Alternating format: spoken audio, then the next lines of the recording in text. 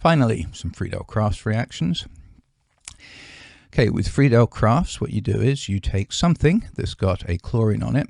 That chlorine, or a bromine, or an iodine, but really chlorine's the best, that gets activated by the presence of the catalyst, thus making the carbon to which is it attached more positive, and that carbon becomes the attacking group.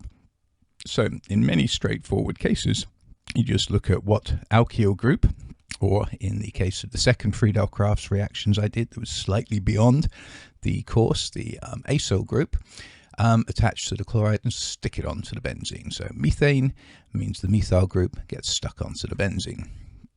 Benzene plus 1 chlorobutane, well, that's the 1 butane is going to get stuck onto the benzene ring. There are problems, however, when you have primary alkyl halides, okay?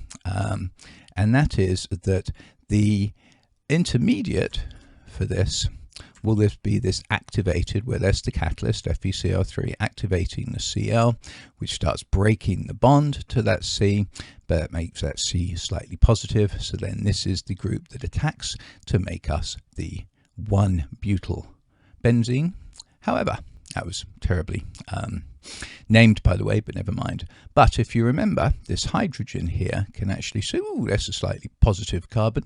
Let's move my electrons over there, telling the catalyst and the chlorine to go away. That's giving us an actual carbocation intermediate. You're not going to get a carbocation intermediate when the plus is on here, because that's a primary carbocation. Secondary carbocations, however, a little bit more stable. So now this carbon, carbon 2, becomes the attacking group, giving you this possible structure in which it's carbon 2 that's bonded to the benzene ring, not carbon 1. So be careful of the long alkyl groups for the primary halides, because you can get this 1,2 hydride shift, this rearrangement, to give you a better carbocation, which can then also attack.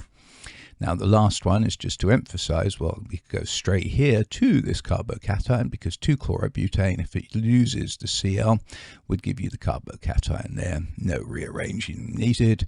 We go straight into the one in which the benzene is bonded straight off to that carbon group. Okay, making what, 2-butyl benzene.